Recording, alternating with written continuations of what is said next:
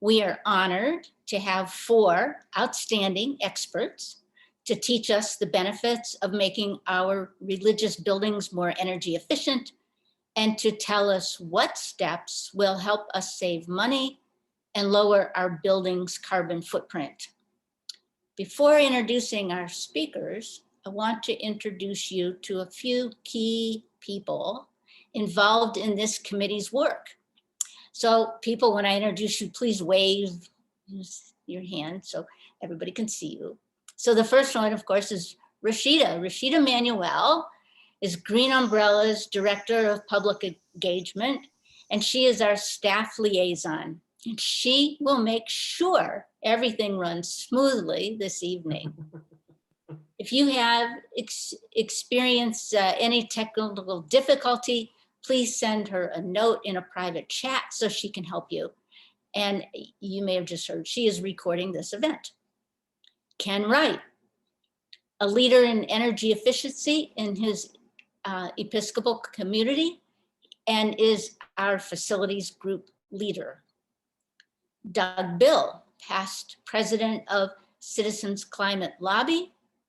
Chad Edwards, principal architect and planner for immersion design and past president of Green Umbrella.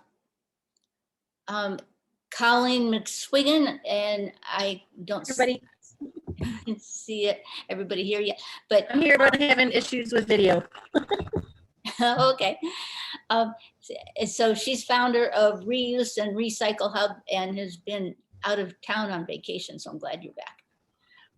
Reverend Dan Wayangis is pastor of United Church of Christ in College Hill, and Nate Wayangis is a UC graduate student in urban planning and the talented artist that created the beautiful flyer for this program. My name is Joanne Gerson. I'm co-chair of Faith Communities Go Green. We invite you to visit our website at greenumbrella.org/faith and take a quick 6-question survey, please. Sign up for our brand new events just posted today and join our team as we embark on this important work together. Here's the agenda and what you can expect. The 4 speakers will be followed by a Q&A, question and answer. Post your questions in the chat anytime. And then a 15-minute breakout session with each presenter in their own breakout room. And during the Q&A, put in the chat which breakout room you would like to be in. After the breakout sessions, Doug and Ken will guide us through our next steps. If you're not already muted, please mute yourself. Presenters may post their contact information in the chat. And if you decide to hire someone, we encourage you to base your choice on your house of worship's due diligent research and comfort. I now turn the meeting over to Chad, who will introduce each speaker. Thank you so much for coming. Yes, and thank you, Joanne, for all your leadership in this effort as well.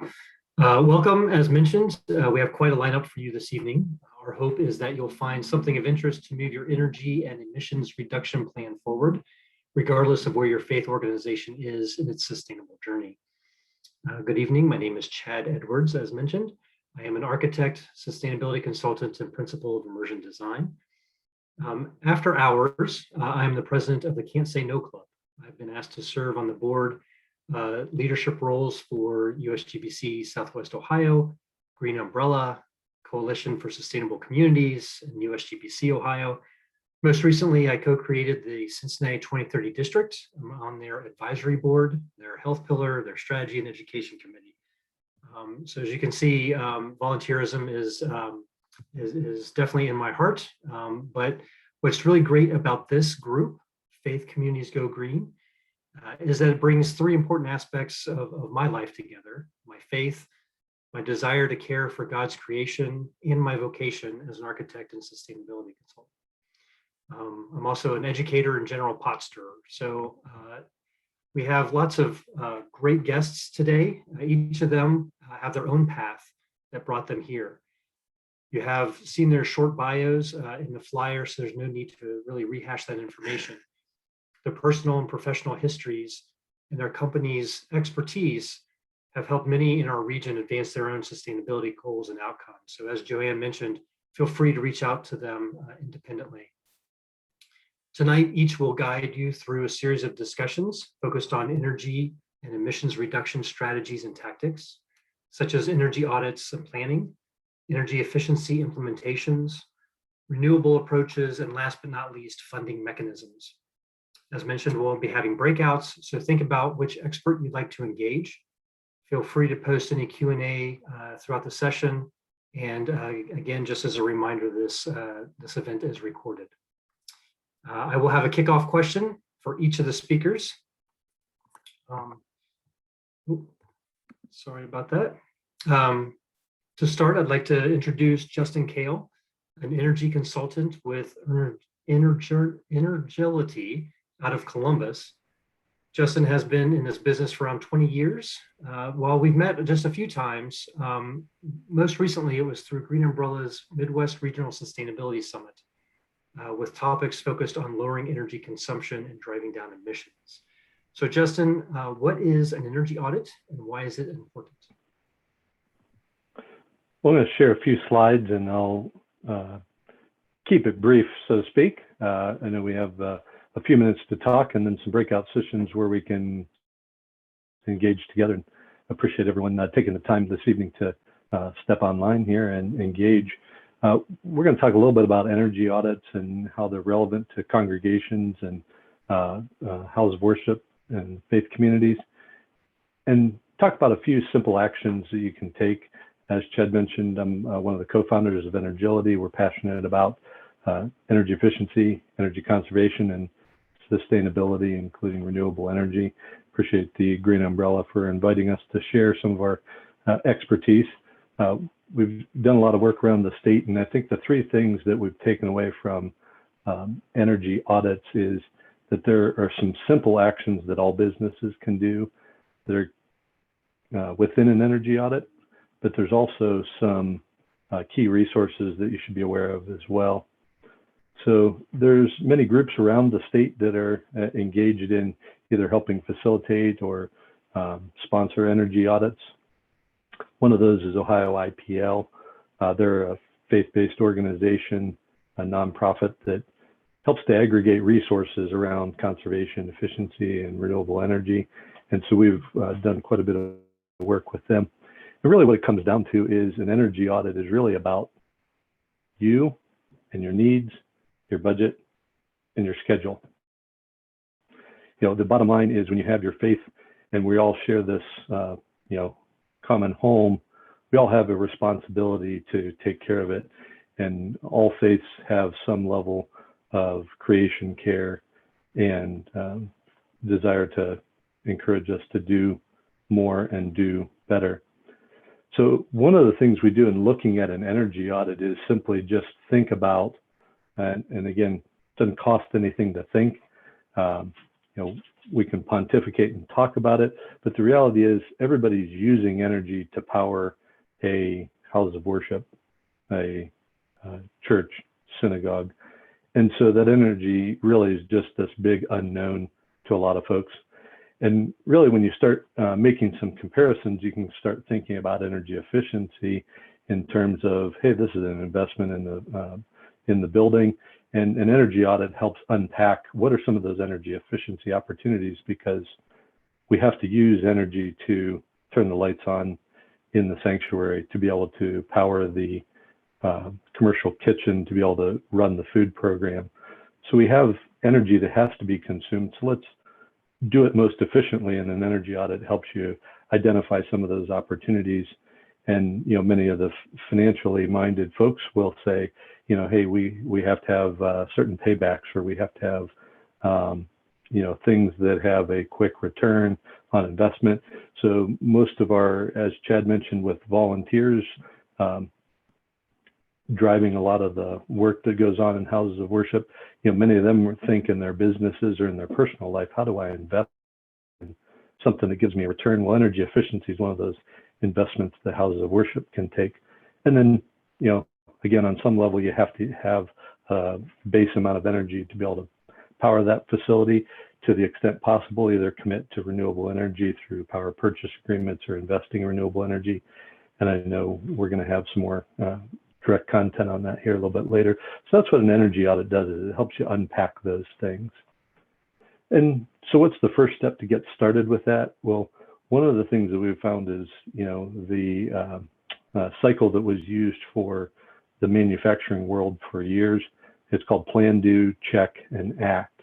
So make a plan, do something about it, check your results, and then take action, either adjust or continue doing more of it.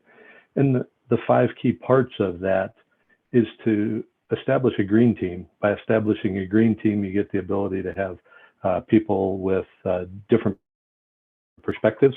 Maybe a skilled expert like an architect or an engineer. You may have a passionate environmentalist that is really focused on, pushing the group to do a little bit more and a little bit better beyond just, say, the financial means. And then the first step's getting started with benchmarking, and then, getting the actual, the meat and potatoes and the substance of the energy audit, and then taking action from that before you review the results. So let's share a few key points about those items. Forming a green team, first of all, the actions to be taken from an energy audit don't have to be, sometimes they can be complicated, like renovating a heating system, but they can be simple things like, encouraging people to turn off the lights when you leave the room. This is actually a sign from a restroom in a church that we did an audit at. But getting people involved is a great way to make sure that the actions that come from your green team, come from your energy audit, that those are persistent, because the people are the ones driving those organizations and driving the missions and objectives there. Benchmarking is a term that gets used often in our industry. And what does that mean? Well, it's really a quick look at how are you doing against other folks. In Miami and the small rural church in Minnesota, but how are you doing against ones that have a similar sanctuary size, similar operating hours, similar climate zone. Some basic characteristics can get you started with benchmarking, where you use your utility bills, and Energy Star Portfolio Manager can help you distill that down to what Energy Star simplifies as a 0 to 100 score. And it basically compares you to your peers.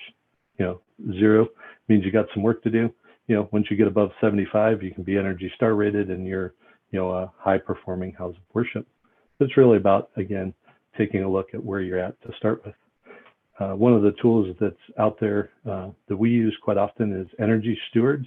It's a dashboard that interacts with the Energy Star program and has the ability to kind of slice and dice your data and put it in graphical format so folks can share it and understand it, say at a board meeting, or whether it's maybe getting the youth group involved to see the trends after they did a mission project or a passion project around the congregation. Now, one of the things we found is we call an energy audit an energy plan, because there's a lot of detail that goes into it, but it's also something that as House of Worship looks at their budgets on the annual basis, capital funding, benevolent giving, that's actions that come out of that can be, simple low cost things like putting a sign on the door to tell people to turn the lights off, or it could be an investment in a new heating system. And really, this is kind of the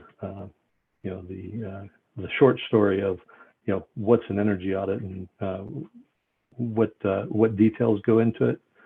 There's 3 levels of energy audit.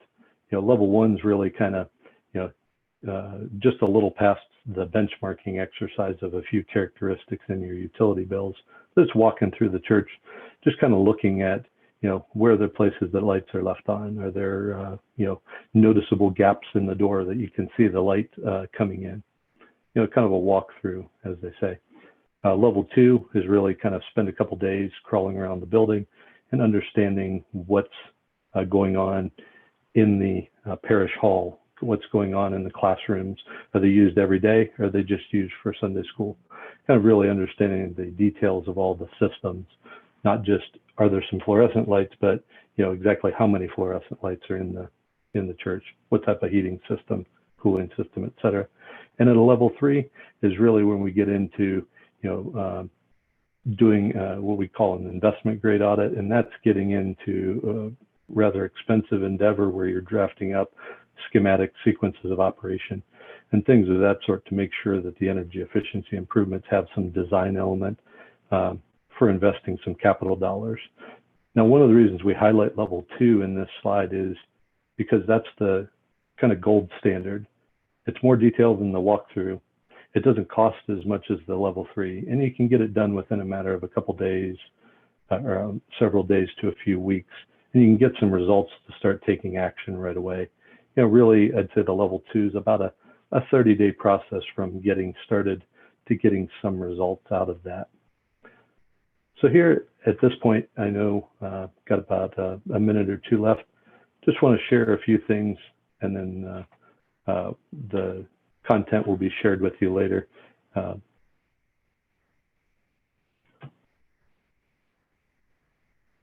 This is really the summary of doing an energy audit is about getting the green team together and benchmarking, getting a plan in place, taking some action.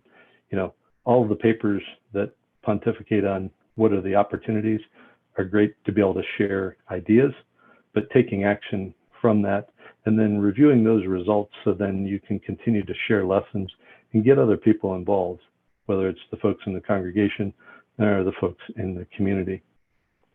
And then lastly, really an energy audit is going to meet your requirements based on your needs, your budget, and your schedule. And there's all kinds of skilled professionals that can conduct those. And there's a set of guidelines that the ASHRAE, American Society of Heating, Refrigeration, and Air Conditioning Engineers provides. So with that, I appreciate the opportunity to come share a little bit about an energy audit. Hopefully we've been able to share a little bit about what it is and turn it back over to Chad. Thank you, Justin. That was certainly great information, and we'll be able to post these slides up later too. So if folks want to look for more information, they can certainly reach out to Justin and get with him in the chat. But that certainly helps kind of set the stage. Next up is Andy Holzhauser with Donovan Energy. Andy and I go way back in our shared weakness of volunteerism, beginning at the transformation of Green Umbrella into the collective impact model it is today. I found Andy to be the perfect intersection between high-reaching sustainability goals and the bean counter CPA professional that's always looking to check to make sure the dollars make sense. So Andy, as a rule of thumb, after an energy audit, where's a good place to start looking for energy and dollar savings? And how can that be leveraged to gain momentum for tightly budgeted organizations?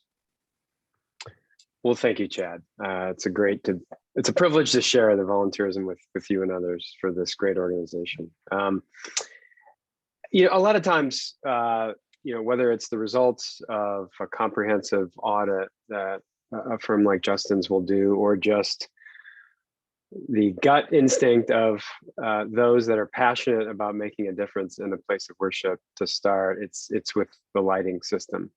And I think one thing that has transformed very quickly, and in the world of technology, when it comes to energy savings in buildings, is LED lighting and the different and today the fact that you can find an LED lighting conversion for just about any conceivable light bulb that's out there. I say all that because very sensitive to and cognizant of the fact that places of worship have unique lighting systems, ones that have oftentimes been there for decades, and the good news is that because the lighting industry has pushed forward so quickly in the last 5 years, I would say, the technology is there, and so a lot of times buildings, places of worship in particular, will start there. And I think myself and my colleagues in the 5 years that we've been in the marketplace delivering our services. I've probably been in almost 100 places of worship.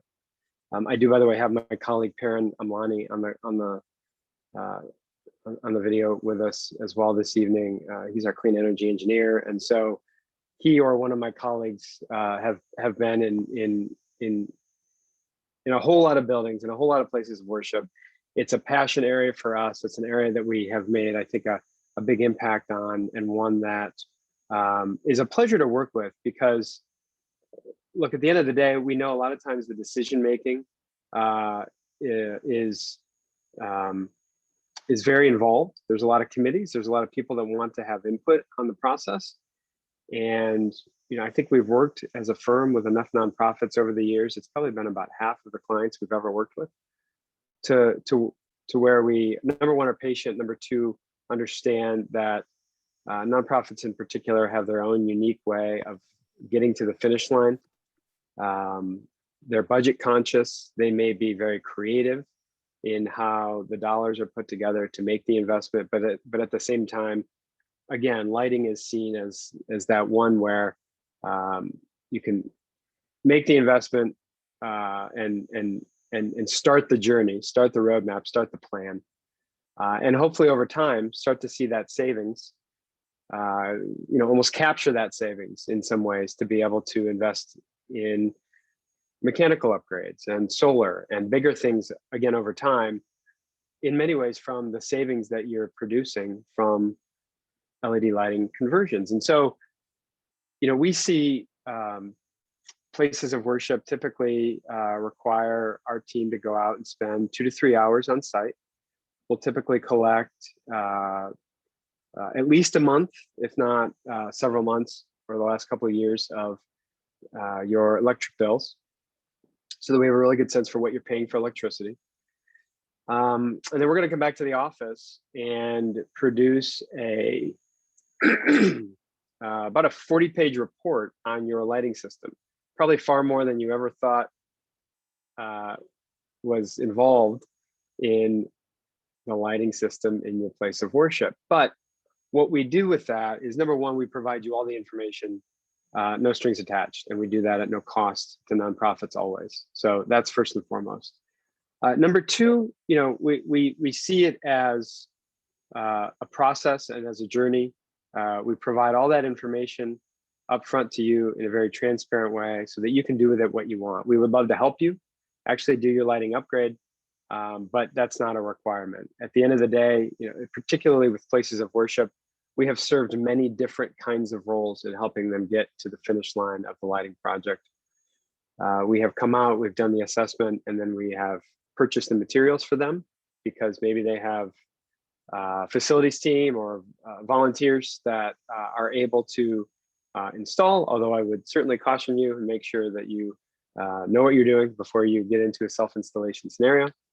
Or we can provide sort of the full turnkey service where we'll come out, we'll do the audit, we'll provide you with the report, you tell us it looks good to you, and then we'll go out and procure the materials and labor and get it all done in one fell swoop. One very important thing, particularly for this group, that report has is the lighting energy savings converted to the environmental impacts that you'll have. And so if you all are tracking the impacts that you're having over time, we make sure that we can help you do that so that from the lighting perspective, how that is feeding into maybe the overall goals that your congregation has.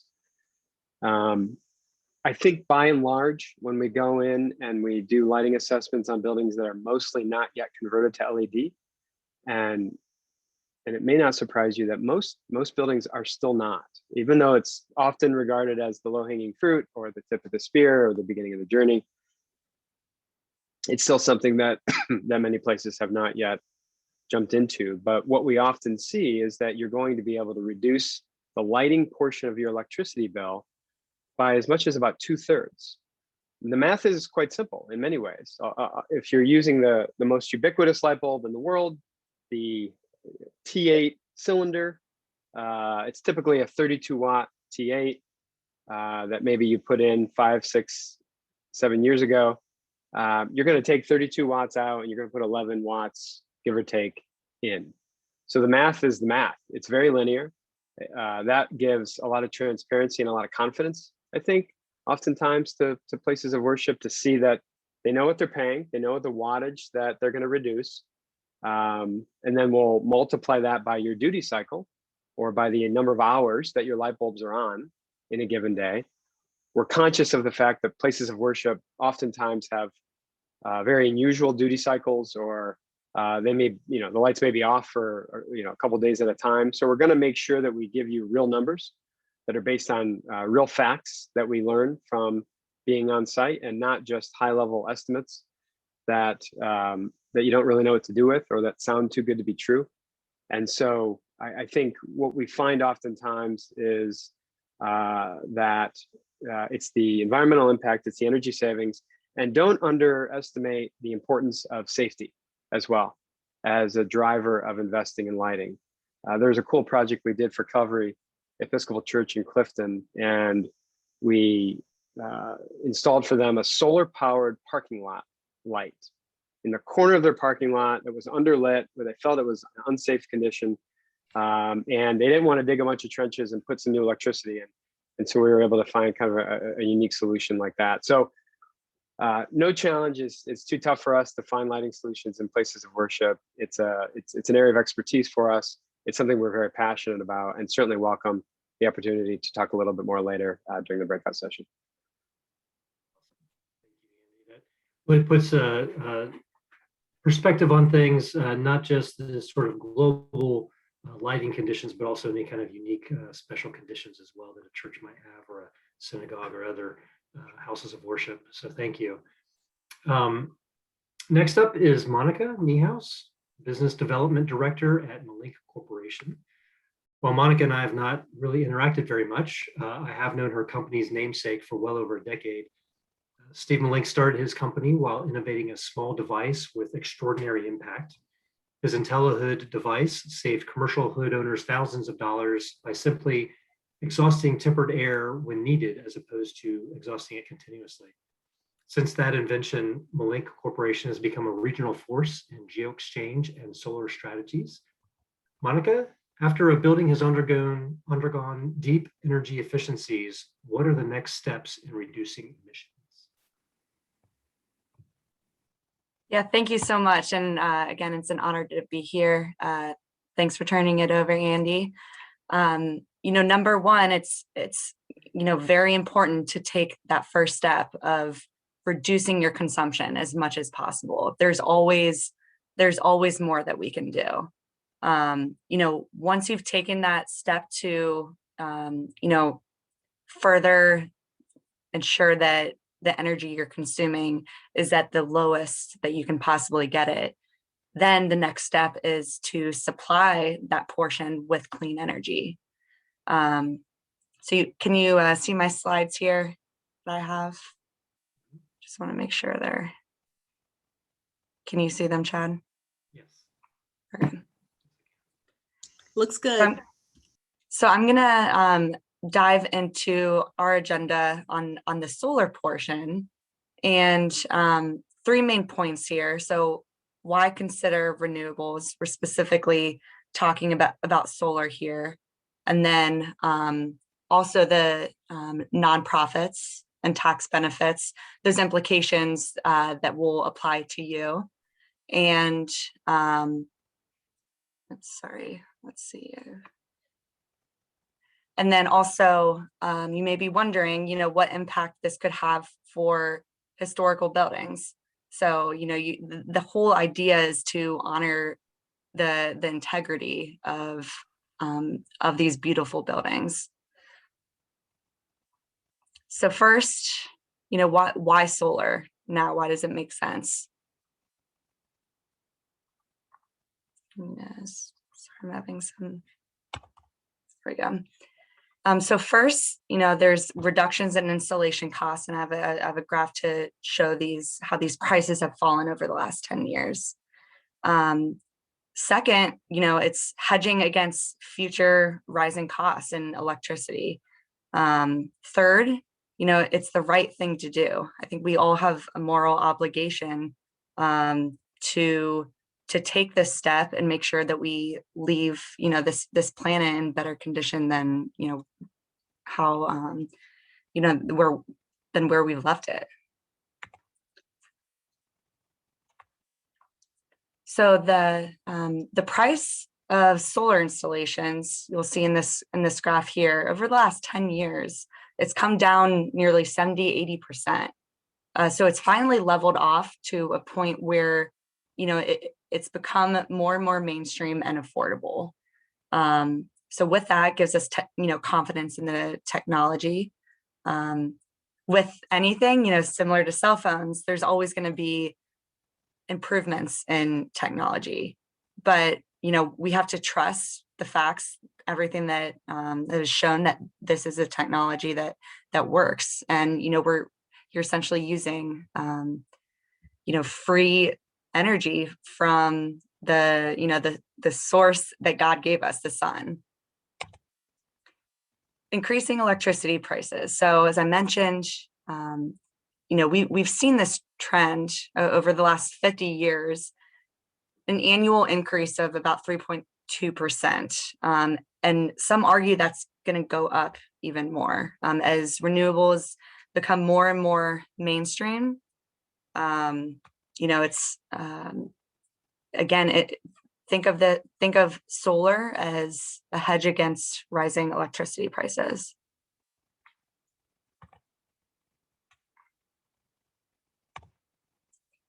Then last, but definitely not least, our stewardship, what we owe to the environment. Again, leaving our earth in a better place. So Pope Francis is urging us to reduce the use of fossil fuels and make this transition to renewable energy. It's to help save everything we have ever loved. So, the reduced reliance on grid power has helped many facilities, organizations, schools, helps free up capital for important resources as well. So additional reasons to consider the transition to renewables. So number one, after taking that initial step of conserving your energy, supplying your energy with solar can help reduce your electricity costs as well.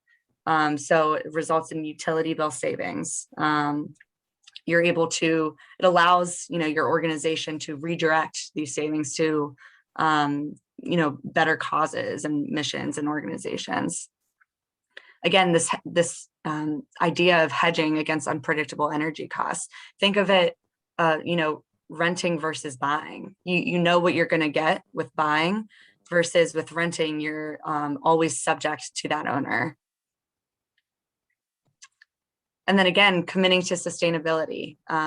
Pope Francis calls for this transition to renewables, and he needs all of our help to ensure that we can make this possible.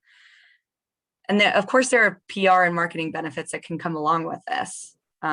Inspiring social change. So setting the example for what this new norm needs to be.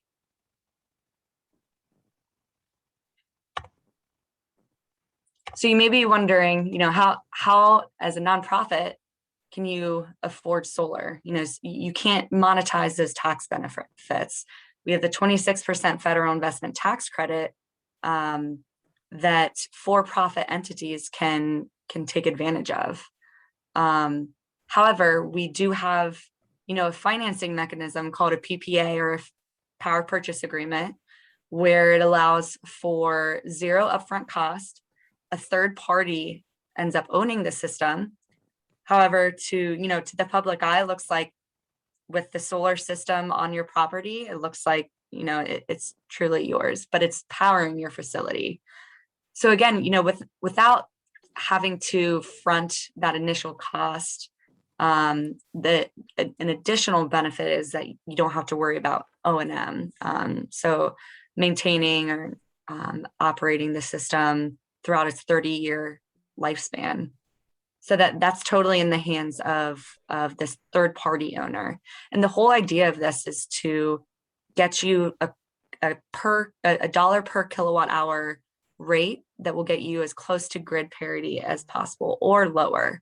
And a lot of times, we see this this power purchase agreement term about 25 years. And again, think of it as a hedge. So you're buying the power that the system generates from a third party.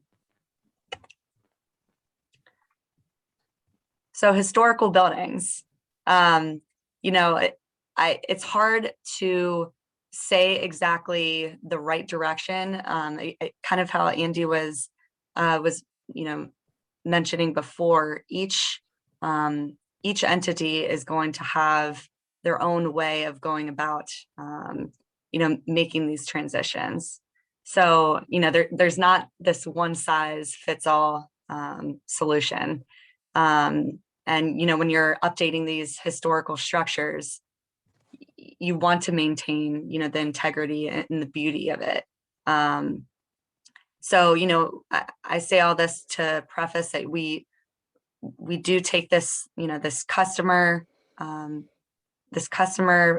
approach where we ensure that we go by all the standards, the guidelines, to ensure that we're not messing with what this structure was meant to be, and understanding too that it needs to be that historical character of the property. It needs to be preserved and retained.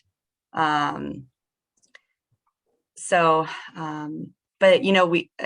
we do also have to adapt.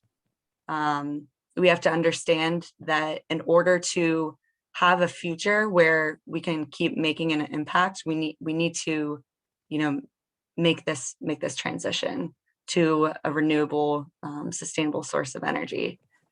And you may ask, like, what can I do right now? You can select you have the option to purchase renewable electricity either directly from your power supplier, from an independent clean power generator, or through renewable energy certificates. So if you can't make this, if you can't make the argument for on-site solar at your facility, at the very least, consider choosing the clean energy option from your utility bill. You certainly gave us several different examples of what could happen here in Greater Cincinnati that doesn't have to be something on the coasts, but that is perfect here for the Midwest. Attendees should be thinking about which expert you'd like to engage during the breakout session coming soon. But next, I want to start to tie this all together with Chris Jones. I've known Chris for probably about a decade or so, back to his Energy Alliance days. He served with Andy at the Greater Cincinnati Energy Alliance with the energy efficiency and finance side of things. For the last few years, Chris has leveraged his property assessed clean energy expertise for Bicker Ecker, a local law firm with specialty in energy and public utilities. So Chris, how does a nonprofit start to work through their various funding opportunities? Yeah, thank you, Chad and Joanne, for inviting me. And so I do have a specific financing option, and it is one that requires no down payment or no money out of pocket. So I think for a lot of those listening, whether it be their congregation or maybe even their place of business that they're aware of, this will be a great option. A lot of familiar faces on here as well. So hello, everyone. So just a quick look here at PACE in Ohio.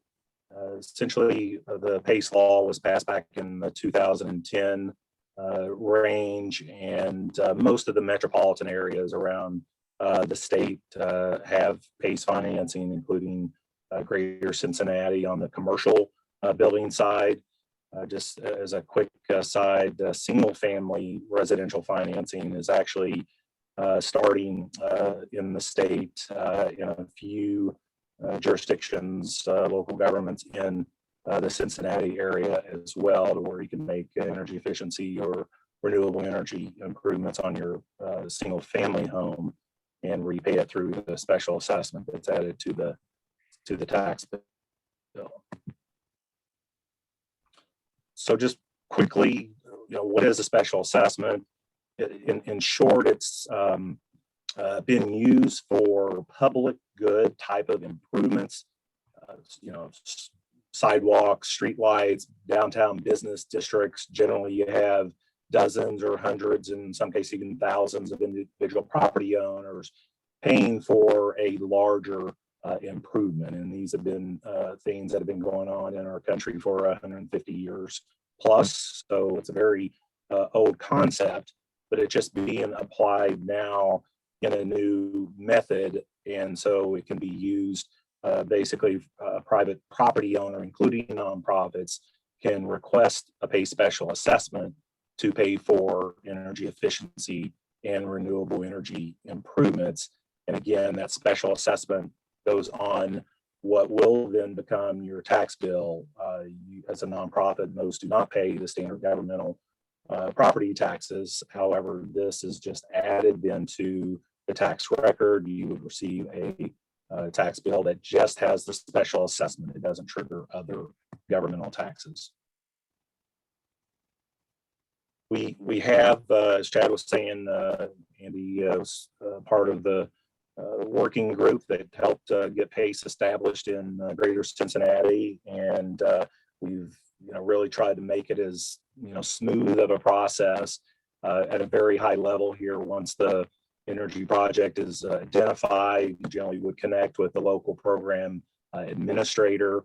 I currently do manage the Ohio PACE program administration entity that's here locally, and you can go to the website there for some additional information, including application information. But once you connect with the local PACE program administrator, then we can help you work with identifying sources of PACE capital. Once you agree to terms there, then the program will help facilitate the documentation that's necessary for the local government approval. And then after that, the project gets going, and then ultimately the property tax bill will be your place of repayment.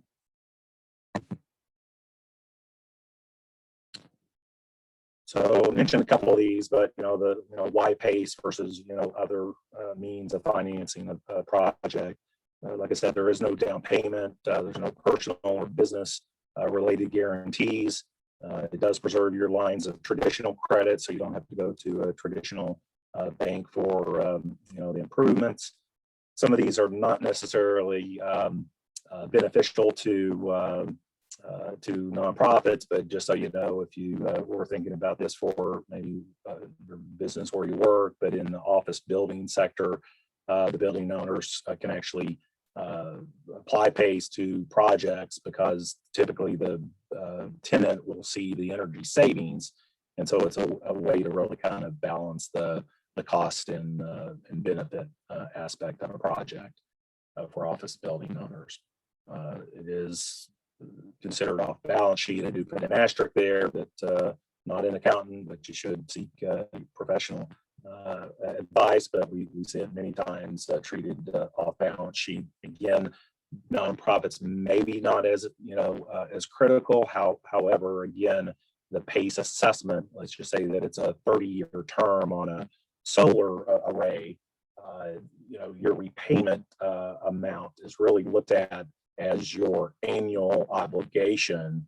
If someone did want to look at it as a loan, if you were trying to get financing for other non-energy efficiency related items.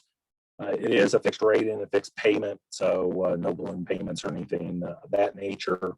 The long term is definitely one of the advantages of PACE. You can go out as long as the useful life of the improvement, or a weighted average if there's multiple improvements. This last bullet probably not real important for a nonprofit, but it would transfer with the property if you ever did sell the property in the future.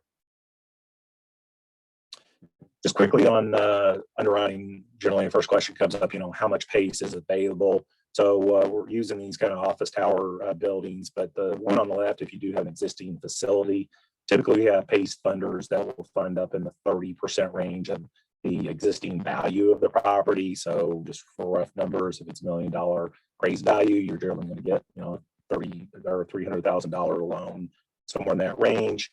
One of the key underwriting principles is that if there is mortgage debt on the property, that mortgage lender does have to provide written consent. And we'll just kind of run through some case studies here to kind of show you the flavor. Some of these are, for profits, but everything from office buildings. This is a suburban office building that got rehab. That same company, once they learned that you could use PACE for new construction, used it on their next building that they actually constructed. This was also a larger gut rehab facility in downtown Columbus. We used that here. This first opportunity zone type of funding mix. These next couple are here locally. Some of you might recognize the Kids First Sports Center up on Kemper Road in Sycamore Township area. Fairly large solar and LED lighting retrofit. City of Norwood, a large data center, commercial data center, again, LED lighting, solar array. And this over in Sharonville, same thing, LED lighting, solar array. And if you do want additional resources, you can go to our website there, burger.com, PACE, or again, the ohpace.org, or you can simply contact me as well. We'll be happy to answer any questions. Excellent. Thank you, Chris. Certainly a wide range of topics today, but all, of course, centered on energy efficiency and renewable energy strategies. I think Ken is going to be jumping in to say a few words. Is that right? Yes, that's right. Thank you.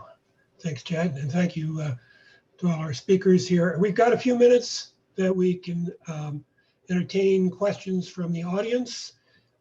In the meantime, if you haven't already, please send your indication about what breakout group you'd like to be in to Rashida so that she can get you ready to be placed in the right group.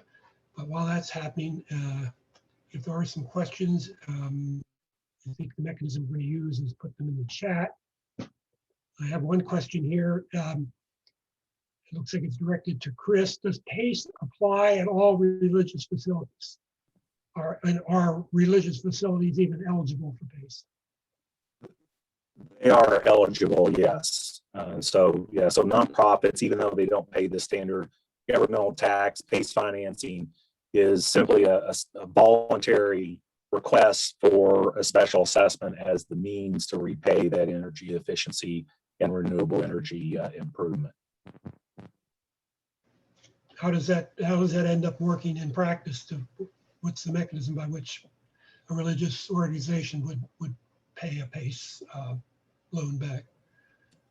Yeah, so like I was saying in the presentation, typically the nonprofit facility does not pay the standard governmental taxes, but every property, even a nonprofit, is listed on the county auditor's tax roll. And so once a property owner would apply for PACE financing and ultimately would get approved and the PACE loan would close, then there is a special assessment that is added to the property's tax record, and then they would begin receiving a bill for just the PACE special assessment. It does not trigger the normal typical governmental property taxes that a for-profit type of business would receive. Okay, I guess another financial question along that lines is what is it, the typical interest rate for a PACE loan, or is what determines what that rate's going to be? Yeah, so with regards to most projects we're seeing in our closing schedule here recently and and currently here in the next couple of months, on an existing property, most everything is in like the 5.5, 5.75 range, and again, that is a fixed rate for the life of the loan, so there's no variable or ballooning type of payment.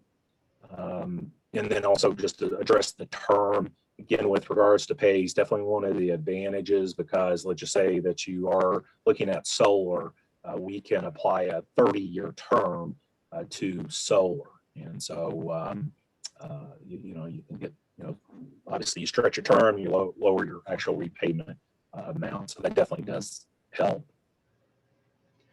Okay, here's a question I believe for Justin that Jim asks, how much do energy audits cost?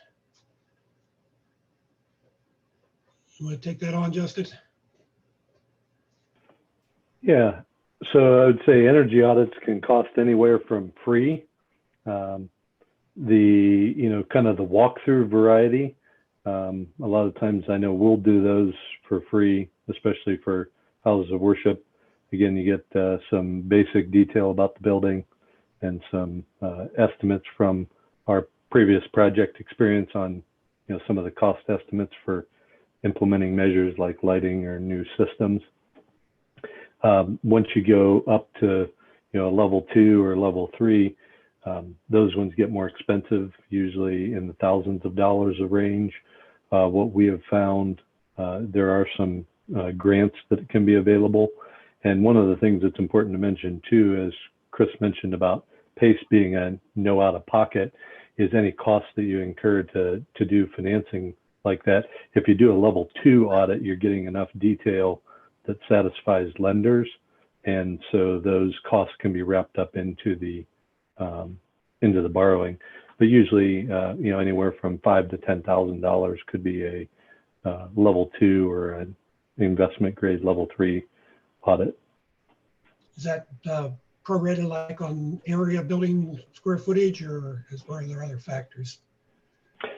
Yeah, I'd say most of the time, smaller houses of worship or ones that have maybe less complicated systems. We've seen a lot of houses of worship that don't have cooling, for example, or maybe just have a couple of basic split systems, a condenser outside and a furnace inside.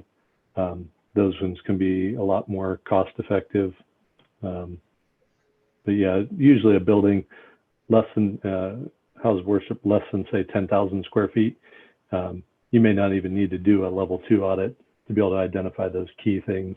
Like Andy mentioned, there's lots of opportunity in lighting, and some houses of worship don't have systems that run all the time. Okay, I'd like to also remind people that you need to let Rashida know what breakout session you're going to be in. Otherwise, she might just put you somewhere. So use your opportunity of choice here. Are there any partnerships or funding related to EV charging stations? I guess this would be for Andy. Do you want to tackle that? There are a couple things to kind of pay attention to, and maybe it's assumed, but one of the other things that we do is develop and install EV charging systems, and we've been in the market for a couple of years, and we're pretty excited about what's happening in the market today. There was just a grant opportunity that was closed and funds awarded through the Ohio EPA from the lawsuit proceeds that came out of the Volkswagen class action settlement from several years ago for them saying that their cars are better than they are regarding the diesel emissions. And so a number of nonprofits, local governments throughout the state, and particularly in the Cincinnati region, were awarded funds. And so in the next, I would say 6 to 9 months, we are going to see as a region more EV chargers popping up. That's exciting. If you're in Kentucky, there are similar funds. That funding notice has not yet become available. So that would be something to keep an eye on. I can certainly share more details. And back to Ohio, there is potentially a second round of funds coming out in 12 to 18 months, depending on the utilization of the first round they just gave out. So that's out there. We don't yet have anything from our utility, from Duke Energy of note. There are some ways that Duke is willing to underwrite some major electrical upgrades if you're putting in a high-speed charger. But from a traditional kind of grant or rebate standpoint from Duke, that is not yet there. There was a program up in Columbus with AEP that came and went very quickly. And then Dayton Power and Light, or AES Ohio in the Dayton area, depending on where you all are at, is probably 6 months away from a grant program. So those are some things to keep an eye on as the market proceeds. Okay. Any of our speakers familiar with the Ohio Air Quality Development Authority? Is there funding available through them? Anybody want to tackle that? I'd be happy to, or Justin, can see you coming online. I can take a stab at it just to demystify a little bit of who they are. They're a 40-year-old state agency that was created as Ohio's response to the Clean Air Act at the federal level. So every state has some entity like them. They all take on different powers and authorities. Ohio's is particularly powerful. When it comes to projects like what we're talking about, though, it's not really their bailiwick in terms of grant funds. They do have a small grant program focused on, and I'm not an expert on this, but focused on laundromats and car washes to reduce or eliminate a certain chemical that is in those processes to get those chemicals out of the marketplace. They do provide conduit bond financing that provides sales and property tax exemptions for clean air, or what we would all consider energy efficiency and clean energy projects. This wouldn't really be applicable to nonprofits.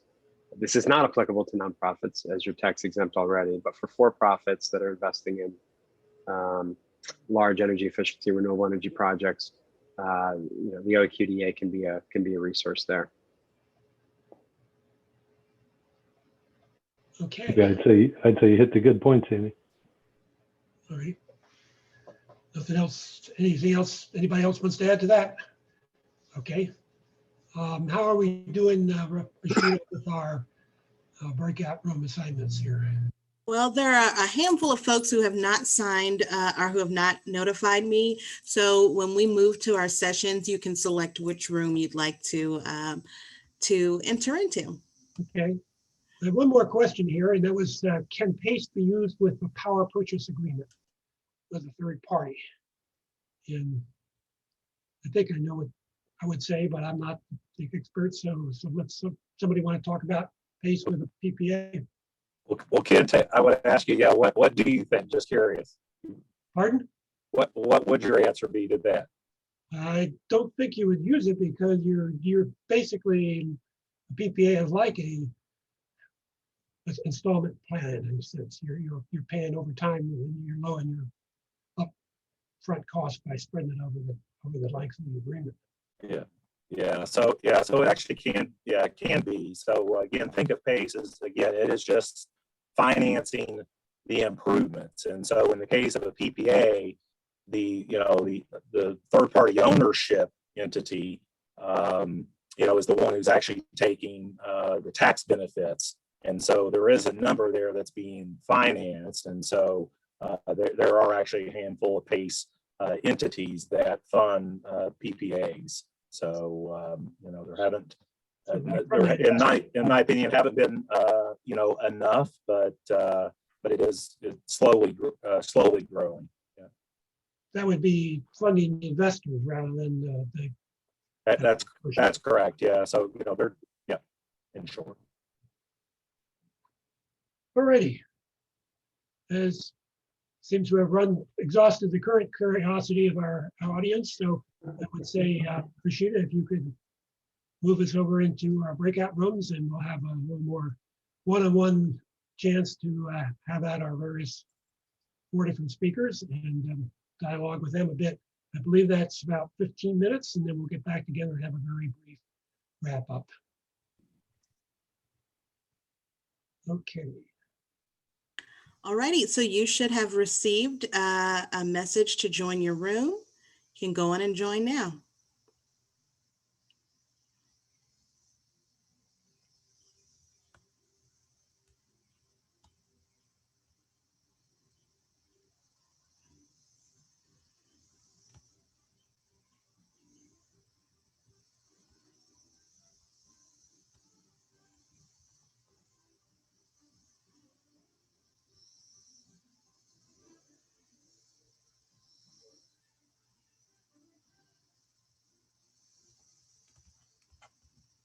Ron, I assigned you to a room if you're interested in being in one. You can join the, well, you can join whatever room you'd like to join. Yeah, I would, believe me, I was loving this and I would dearly love to, but I have to log in remote. No worries. This was just the worst day I've had in a long time. Oh, no, I'm so sorry. So again, it kills me, but I'm going to have to sign off and log in. So thank you so much. Oh, you're appreciate all welcome. you're doing. Thank you for being here. Sure. Bye-bye. Goodbye. Rashida, I'm really sorry. I'm babysitting my granddaughter. Oh, no worries. I'm in Columbus right now. Oh, So I can't participate because no one will hear me when I talk. okay. Do you want to just listen in on one, or would you prefer not to? I have to go change her diaper. So I'm going to be here so I hear the closing comments. Okay. All righty. Thank you. No worries. Thank you. Mhm.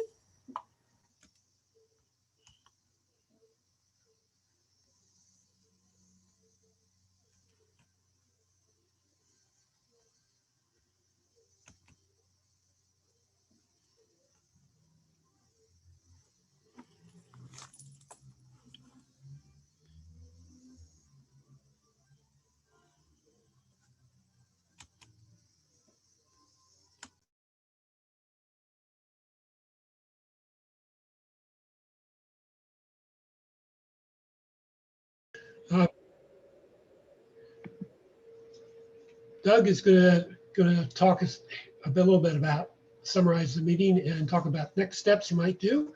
So Doug Bell, why don't you take it away? Absolutely. Yeah. So basically, where do we go from here? The first thing you want to do in your house of worship as you start this process is to find some allies. Find some people who agree with you and would support this program. The more people involved in a project, the more credibility it will have with, and also your allies will give you feedback what others are thinking or saying, both positive and sometimes there's going to be some negative pushback. So here are some places you can go to look for partners. Are there other green initiatives in your house of worship? Is someone running a recycling program? Is someone composting kitchen scraps? Has someone planted sustainable landscaping? Another thing, are they active in other environmental organizations? If you happen to know that someone's active in the Sierra Club or an environmental justice organization, they might be willing to help you out. Have they shown an environmental interest in their personal life? Do they drive an electric car? Do they talk about how they got their attic insulated? Do they ride a bicycle? That would be a good indicator. That's someone you might be able to draw in to help you throughout this project. Youth groups are very enthusiastic and persuasive. The young people, they believe in climate change. They're scared and they're motivated and they would love to do something, particularly if it's something they can add to their resume when they go to college. So after you've done that, after you've identified potential partners and allies, you want to form your team. Even if it's just 2 people, some of our houses of worship have small memberships, form that green team. Initiate some sustainability projects and get the work done. Now, there are several sources of helpful information on how to go about forming a green team, how to form your priorities. They're available in Interfaith Power and Light. Green Faith is a good one. Nearly every denomination has them. Now, some are more detailed than others. Some are 5 to 10 pages long, and some run for 80 or 90 pages. So be sure you look at various sources and see what's going to work best for you and your situation and how much time and effort you want to put into this. So you found your partners, you formed your green team, even if it's just 2 people, because 2 people has more credibility than 1. 3 has more than 2. And that way it makes it seem more significant. So what's the third thing you want to do? You want to determine who the decision makers are in your house of worship. Obviously, the staff are decision makers. Be sure the paid staff is on board. And keep in mind that they're already very, very busy people. Most of our staff are overwhelmed. So try not to ask too much of their time as you go through this. Be sure you get agreement from your facilities committee before going too far. I personally made that mistake with my church. We had a green team and we're going 100 miles per hour. And frankly, they were pretty offended. They felt that we were stepping on their turf. So very early on, be sure you get the green light from whoever's in charge of your facility. And then also, decision makers aren't always the most obvious person or the one with the title. Volunteer organizations are sometimes like pirate ships. Decisions are often made by informal consensus or by that group of people underneath the decks. And so you just need to be, be cautious and careful about that and be sure that you have buy-in from as many of those people as you can get. Another one, don't assume everyone will quickly get on board with your proposals. There are many legitimate reasons they might be opposed to some of the things you want to do. They may be very conservative. They may be worried that your project, while wonderful, is going to take resources and money from their project. They may be funding or working on a food bank, and they don't want your green initiative to steal people and money from their food bank. So you need to be sensitive to that. And then we get into more of what we were talking about earlier. An energy audit is a great place to start when determining what to work on first. That process, even the level 1 ASHRAE, will help you set your priorities. Are you interested in return on investment or more interested in a quick payback period, greenhouse gas reductions, or overall sustainability? What's your target goal? And then the energy audit will provide return on investment and payback periods for the various improvements, and you can show those to your partners and to the decision makers. When you do that, be sure to use the word enhancements or improvements. Make it sound forward thinking. And remember, here's something that people sometimes forget.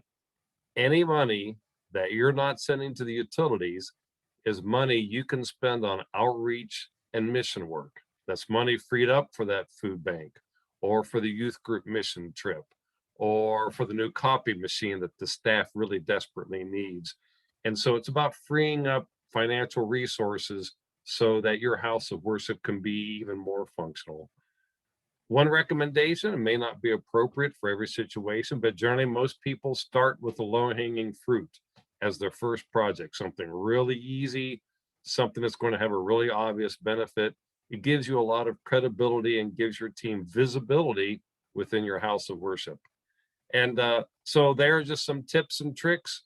But the main thing is go out to those websites, Interfaith Power and Light, Green Faith, your denomination probably has some, and look up those documents, and almost all of them have very good step-by-step instructions of what you need to do to start down this road. Thank you.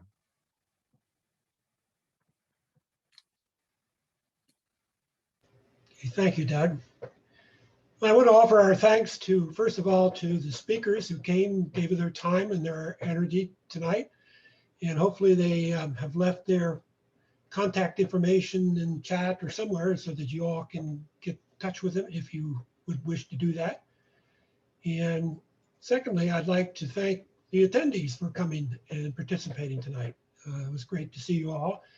And we're encouraged by the number of people, a number of houses of worship that obviously are interested in doing something to prove your sustainability or your economic viability, or however you want to look at this picture. I mean, there's both pieces to it.